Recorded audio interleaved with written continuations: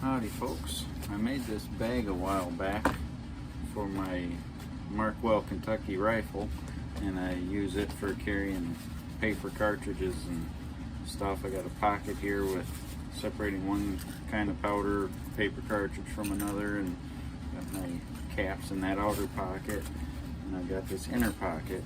And this was stitched on the inside, no gusset, and then I got this pocket in the front. Now, this is a little on the small side, and since then I bought this 1860 Army. So I'm going to take my pattern and kind of loosely copy it to make a bigger pattern. So the first thing that I like to do when I'm making a pattern is square off my edge here and an edge here. It just helps keep a little neater. So what I'm going to do is I'm going to go along. I'm going to fold this roughly in half. It's not going to be exact because both of my edges aren't square. I just squared off the one.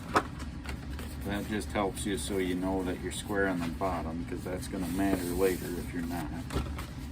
If you're a little bit off like I am here, then I just trim that.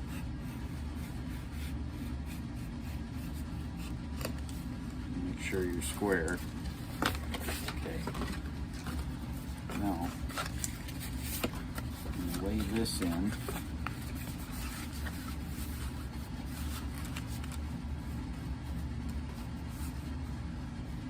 I'm just going to trace this so I know for sure that I'm getting one that's bigger than the one I already made, but I want the same basic look. So, okay, I'm still on the camera. So I'm going to come down, so this is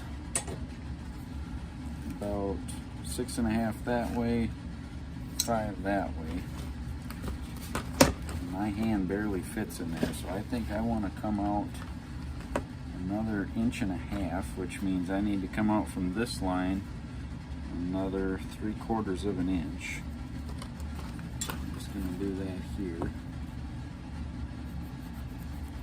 the reference point. And I think I'm going to come down another 1.5 inches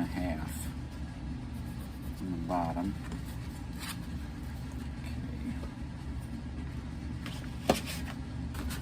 Now, I'm just going to take my pencil, and I'm going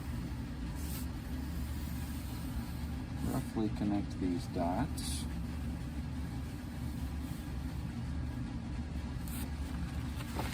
So that's my basic outline. I don't know how well you can see that. Just take a regular pair of cheap craft scissors. I think I paid like $3 for these. Just cut along that line. If you're a little off here, doesn't matter. You got to fold it in half. It's going to be exactly the same on each side.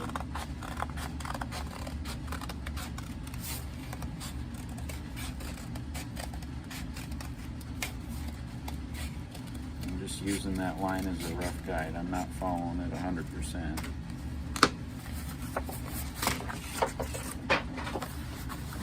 That's what you end up with. Now you got to figure this one 6.5, and what did I say? I wanted it about 1.5 inches longer than that, so I need to come up. What was that, 6.5? I need to come up to flip this around. No wonder this isn't making sense. Okay. Come up to 7.5. See how that looks. Otherwise, I might do 8. I am going to go another 1/2 inch up.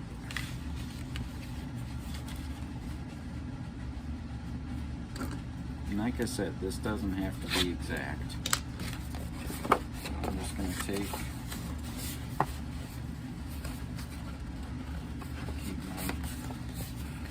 Flap even if possible here.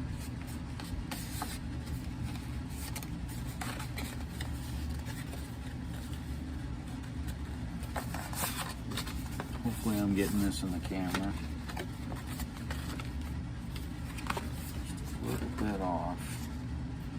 You can make a straight edge there and that can help too. Just didn't this time, probably should have. In the middle up.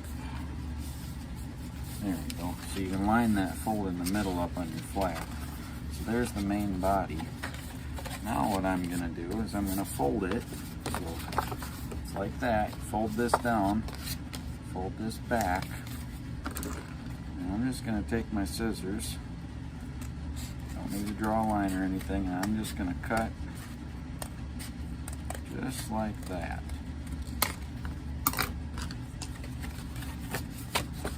That's my front panel. That's my back panel with my flap. This, you won't be tracing inside of here. It's just when you fold it over, and that makes your inside pocket. That'll be your main pocket, because that's going to be you know, exactly the same as the backing. Now, I'll grab another piece. So now what I'm going to do, I'm going to take another sheet here. It's at least as big as this.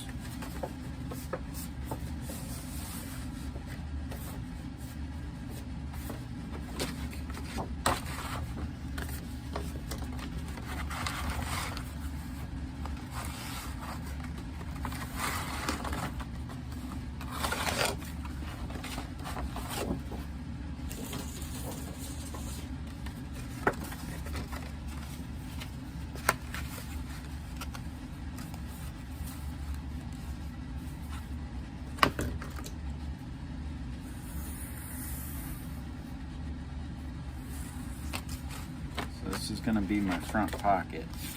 Now what I'm going to do, I'm just going to take my pencil, I'm going to roughly just eyeball it, go along the inside, trying to keep it as straight and even as I can. If you had a compass or something like that, you could get more precise here, but I don't need to be that precise for what I'm doing.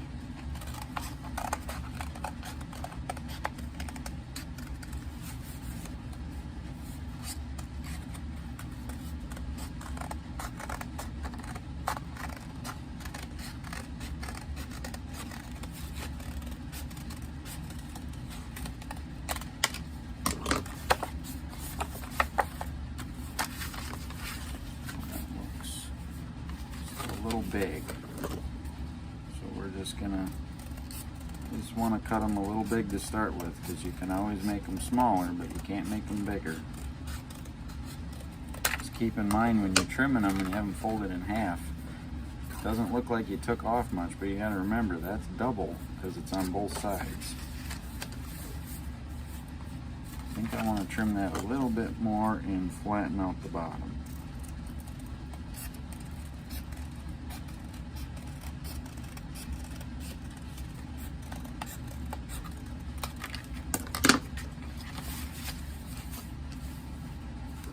One more little trim here, and we'll be done.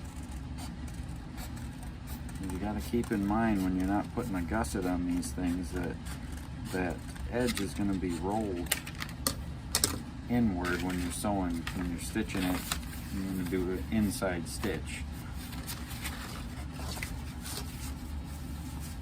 So there's my pocket, my main body, and my front panel. So it took me about 10 minutes. Obviously I could do it a little faster if I wasn't trying to do it on camera. Hopefully the camera picked it up. I'm kind of trying a new camera angle, but so that's the pattern, and we'll move on to the weather. Right, so I'm just going to show you quick how I mark this and cut out the main panel. I'll do the same thing for the front panel and the pocket. Start with, I'm going to use this C.S. Osborne scratch awl. You want to lay this in where you're not going to run into any of these bends like what's right here. I don't know if the camera's picking it up, but it's kind of fuzzy looking. It's a little tighter grain over here, so you want to try to avoid getting it next to that as much as possible, because it's not going to look right, and it's not going to be as durable. Of course, that especially down here where you're going to be sewing. Up here on the flap, it's not near as critical, but you still want to avoid that as much as possible because it doesn't cut very good either. So I'm just going to take this all and trace around, kind of keeping it as flat as possible. Now this bag, obviously, since it's for an 1860 Army, it's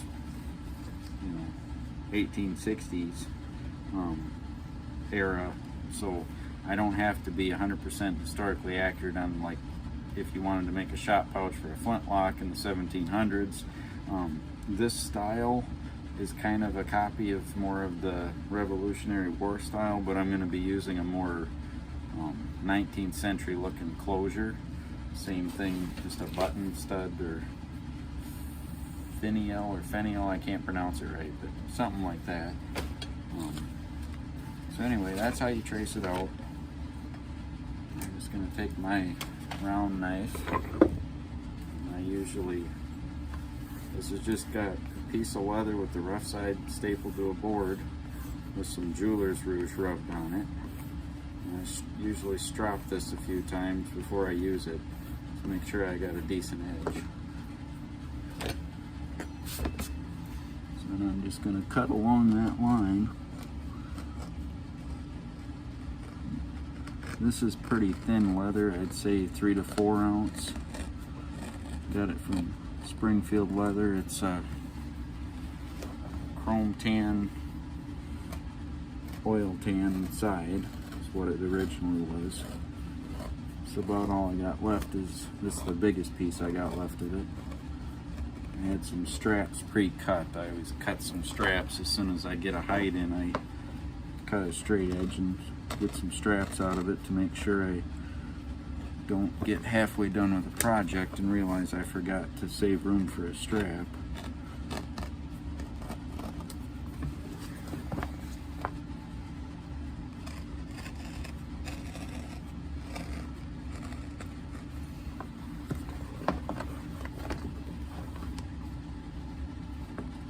Helps a lot to move your piece of leather around, so if at all possible, like if this was a bigger piece of leather, I would be starting on this side where there was more leather on this side, so I could get your main part that you're cutting away from the rest of it, so it's easier to manage.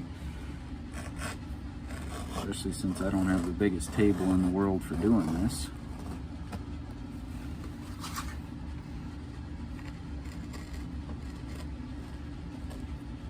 I'm getting into where it was a little bit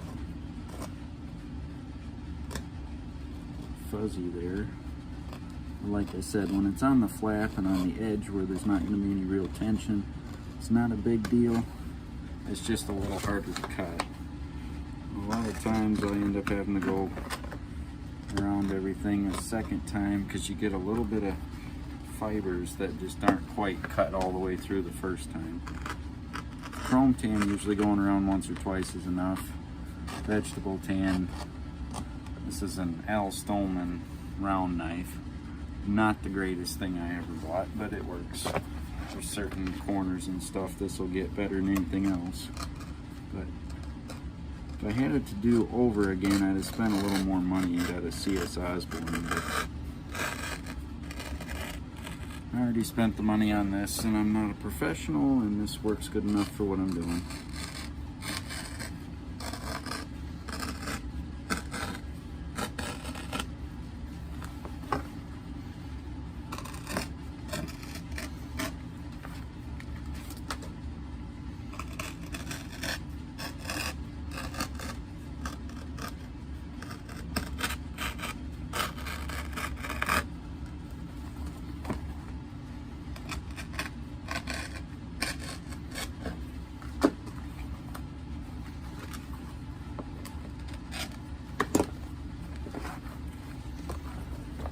Being kind of stubborn today.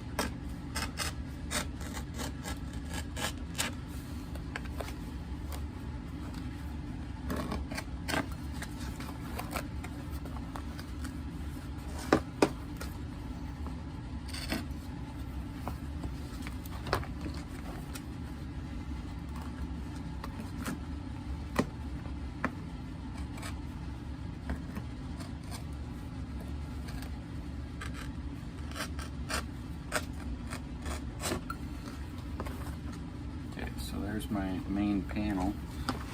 Something else I'm going to show you before I cut the camera off and do some stuff off camera.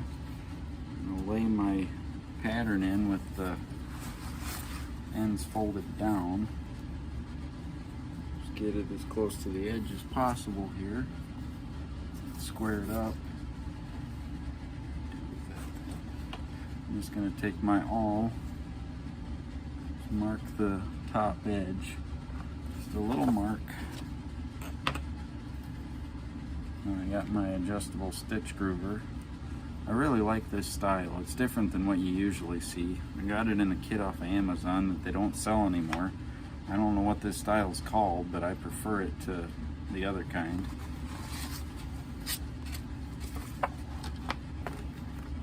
I'm just gonna go where I made that mark and just go along the edge here and make my stitch line.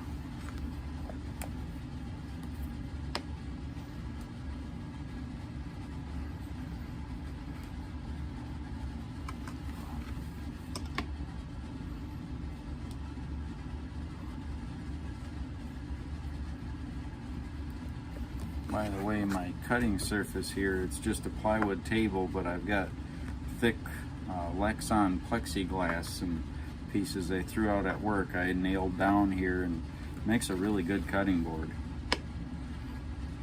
Seems to be pretty durable too.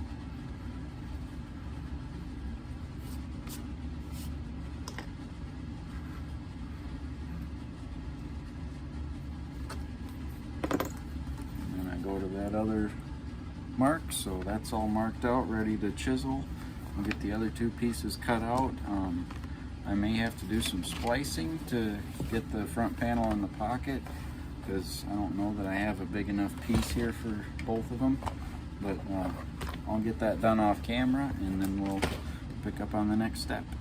Okay, just so if I didn't make it clear when I was making the pattern, so this is the main pattern, this is the front panel, so I just lay that in and I traced around it, and then I'll cut that out. Alright, so when I was making the pattern, I forgot to make a pattern. Well, I didn't make a pattern, but I forgot to talk about this part here that attaches with thread right there, and then these two little things that attach to the back. So for this, I already got this. I dug this leather. If you're using thicker leather, you wouldn't need to do two and line it. But for this thinner stuff, to get a good tight closure, you need to thicken it up. So I glued them together with Leathercraft cement. Just the fibings stuff. This stuff's worth its weight in gold for just if you're tacking to sew. Anyway, glued them together with that. And for the end, I just stuck a lid, any kind of lid that's the right size. And then you take your utility knife, and then you just make little cuts all the way around till you get that. Otherwise, you got the right size round end punch. That's an easier way to go. I probably could have done that, I just didn't, because that would have made a lot of noise and my kids are already in bed, so I did it by hand. But that's what that's about. So I got my chisel holes already in there, and then I lined it up where I wanted it on there, marked it through this with an awl into the main part of the flap here, and then chiseled that. So then I made a pattern for where my straps get attached, which then becomes these. So I grooved the edge here and chiseled that with a 2-prong flat chisel. Got those off of Amazon. But to make this, took a scrap piece of cardboard, you fold it in half, and then I measured from my outside edge where the fold was a 1/2 inch, because when you unfold it, that gives you 1 inch.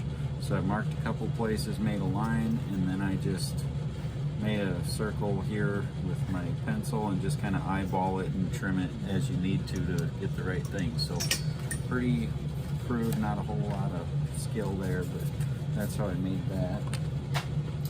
And then just took my main body laid it in, and then just laid these so they'd be even. Took my scratch awl and just poked through, making marks with each one of those chisel holes till I got all the way around, and then took my 2-prong chisel and just hammered them out all the way around. I already got this one sewed on. I intended, if I would have been thinking, to sew it on the other way with the rough out on the outside.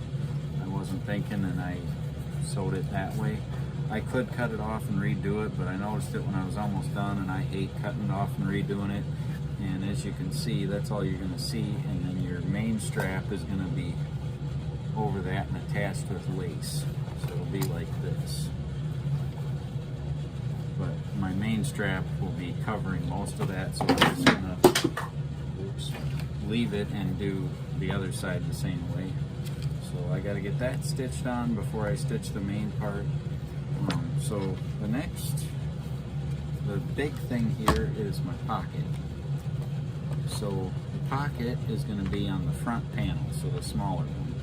Now what I do when I'm making where I'm going to put these pockets, I usually just kind of lay them in where I think it looks good. And then I'll take my ruler and I'll just pick a spot. In this case, I'm going to go corner to corner. About 1.5 inches. And then I'm going to come over here from that corner. I'm already at 1.5 inches, and then I measure these corners 3/4. I was at 3/4, so that's right about perfect. Just eyeballing it, I got it pretty well centered. So now I'm just going to lay my hand in there, and then I'm just going to make a mark in my, I've already chiseled this. I'm just going to make a mark every 3 or 4 chisel holes all the way around that. There might be a better way to do this. I've never really seen videos on other people doing it. This is just what I figured out, and for how many I do, it doesn't have to be any more efficient than this. It works just fine for what I'm doing. And come out with a pretty consistent looking result. Get on the corners, you want to do every one or every other one for a while, so you make sure you get that bend right. So otherwise you might get a little off when you're chiseling. You could poke all these with the awl one at a time. I just find it faster and easier on my hands to use the chisels. I'm going to use a 4-prong for this. Piece of like granite here. This won't have to be there. I just have it there if I need to cut something quick. I can cut on that. And I got a scrap piece of leather and a poly punch cutting board thing here that I got off of Amazon. So now I'm just going to take this, line up with those marks, and then you want to do first time in your last hole. So when I'm moving this, drop stuff off my table here. I don't know if you can see that chisel, but okay, so right there. So when I'm putting this in, I'm putting it right there, and so I'm only punching 3 holes at a time, even though this is a 4-prong. So I'm just going to go around connecting the dots.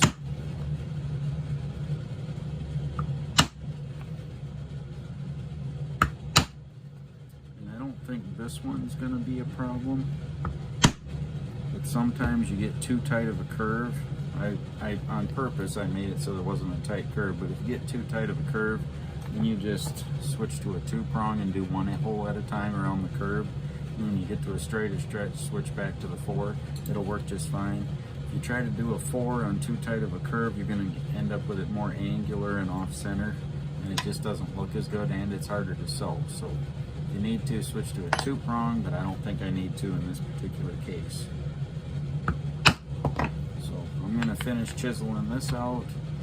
So you'll need to sew your pocket on to your front panel and your strap holder things, billets, whatever you want to call them, onto the back of your main body before you stitch the main body together.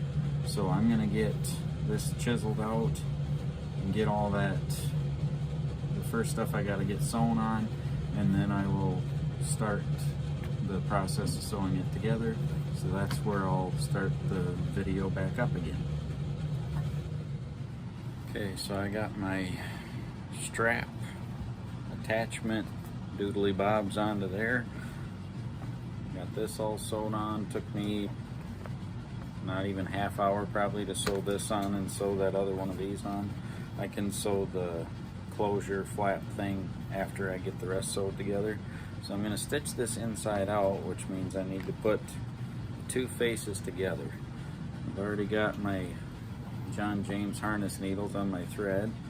A nice long tail on that thread. Thread's about 6 foot long. So what I'm going to do, I'm going to count down 4 chisel holes. So 1, 2, 3, 4. I'm going to come in that, and I'm going to count 1, 2, 3, 4 there.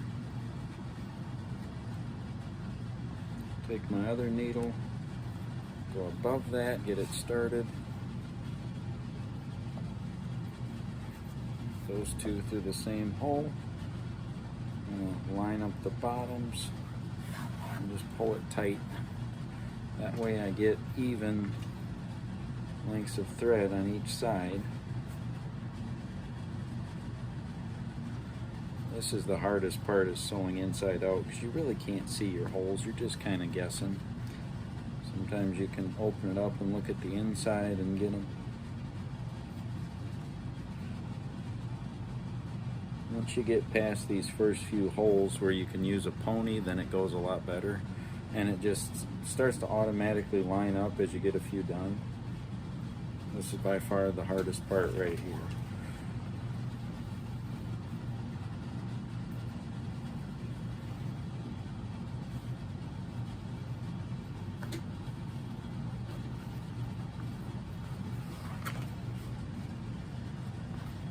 Once you get that started, then you can slip it into a stitching pony.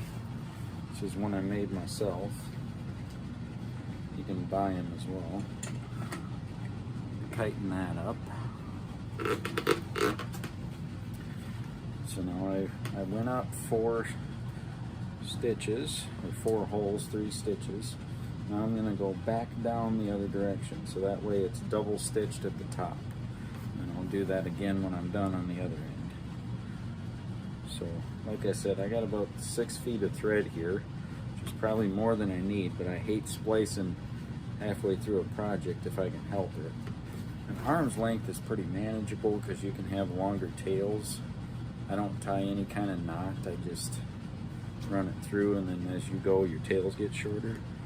Typically put my thread in my next hole, stick my other needle in, and then I crisscross them, make an X, go part way through, do the next hole, and pull it tight. That way I'm only going all the way out once for every 2 holes.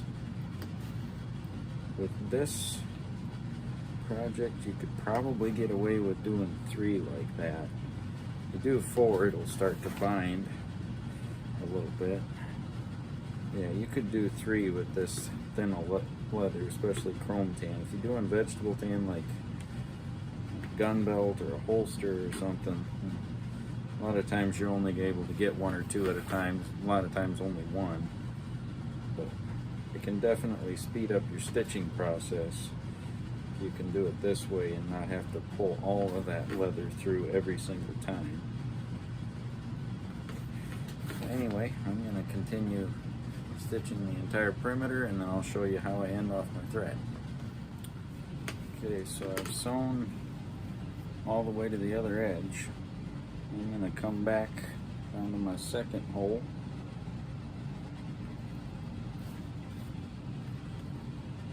Into my third hole.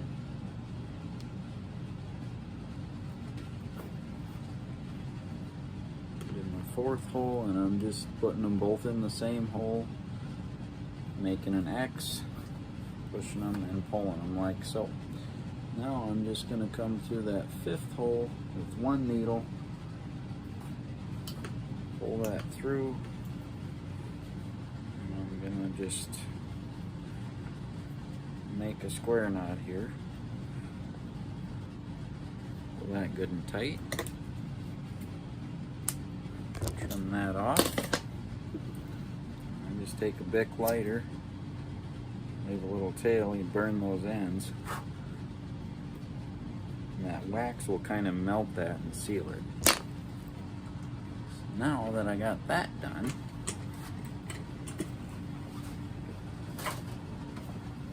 this is the fun part. This one shouldn't be too terrible, but you gotta get this thing from inside out to right side out. Which usually isn't the easiest part of the project.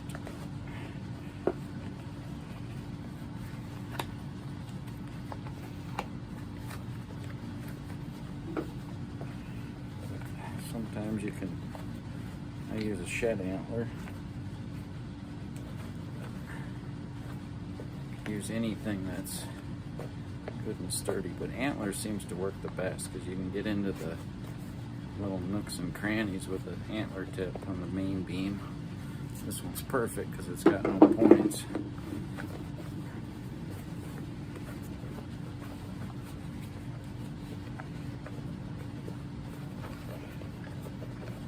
Started. Once you get it to a certain point, then it gets easier.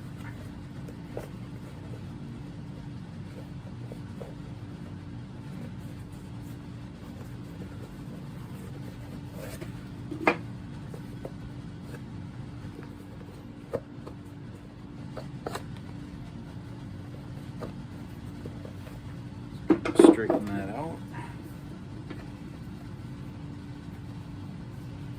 I just got to add my flap, my button closure, and the straps, and we'll be done.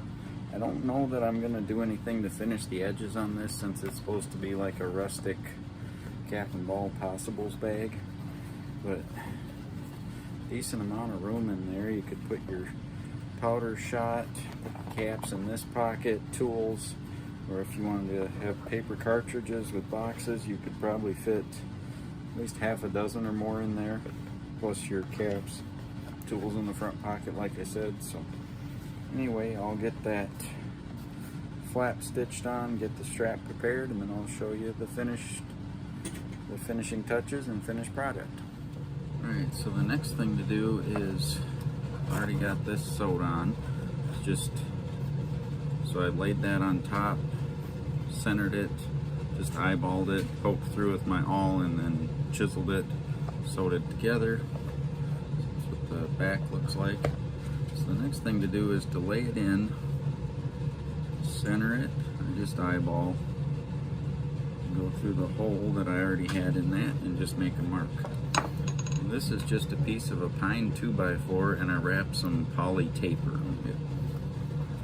Stick that in there, and then just take a hole punch. This one's the right size for my little snap button things.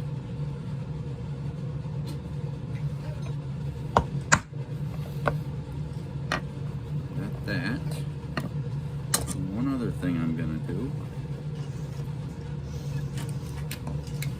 So I'm going to attach the strap with lace. So this is just a piece of scrap. It's a 1/2 inch hole punch. I'm going to do two things here. I'll take that circle I just made. I'm going to use that as a washer on my button snap thing. What I'm going to do here, if I can get that to fit in there. So this is a lace maker, and it's got different places for different size lace. Get a tail started.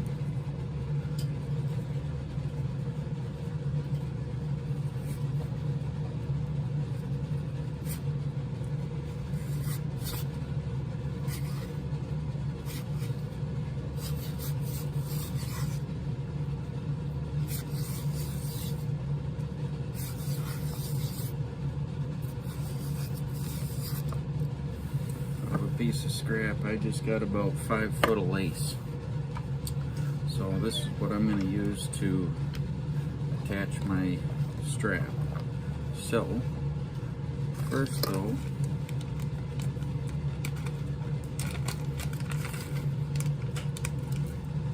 all this is just a little brass button, and then it's got a screw that goes through the back side. So I'm going to put my screw through my little washer thing I made.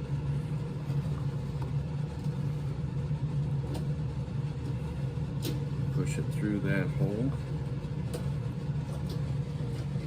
And I like to take just a little tiny drop of Weathercraft cement. Don't need much, just about that much.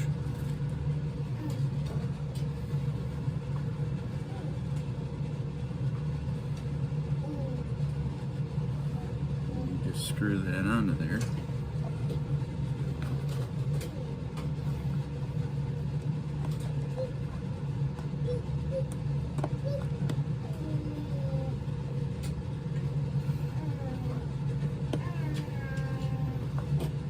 Glue will help keep the thread, or the threads from the screw from backing out. So that's that.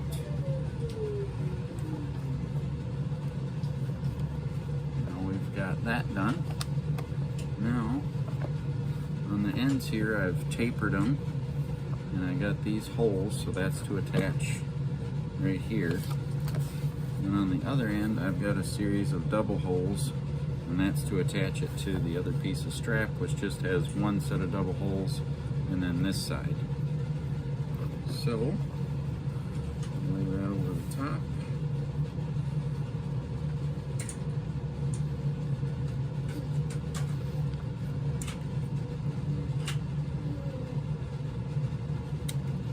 You're going to want to make sure you taper the ends so you can get them in and out of the holes.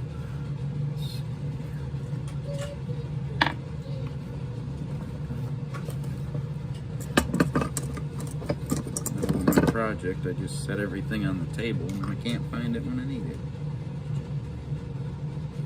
So you gotta, for this style, I go the same hole, make a loop.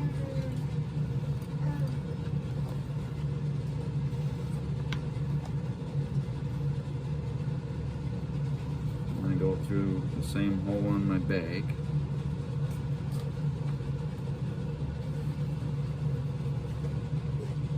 Through just one hole in the top, and the other one. Kind of leave everything loose till you get everything threaded where you need it.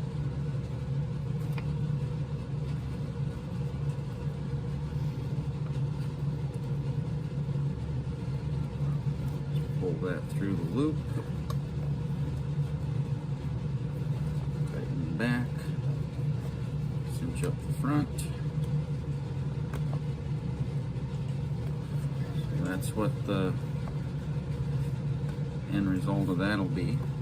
And for this, I already kind of draped it around my shoulder and figured I needed to be about in the center. So I'm just gonna, again, cut another piece of lace at an angle. I'm not measuring this, obviously, it's just whatever. Doesn't have to be too precise.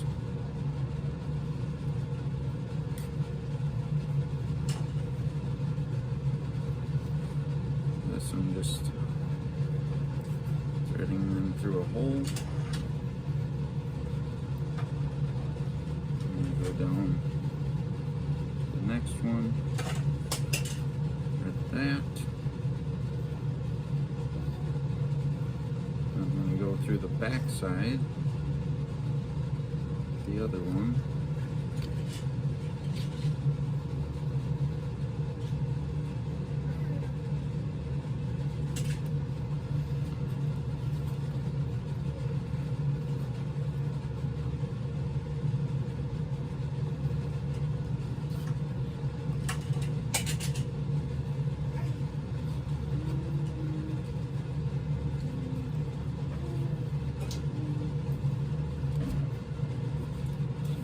What the back looks like, and that's what the front looks like. So I'll attach the other side and then we'll be done. Okay, so I got the bag all finished. That's what it looks like at the end. So that's finished product. So plenty of room. Got my cap tin there. Can fit a powder flask, powder measurer. Got a bag of round balls, wads or lube.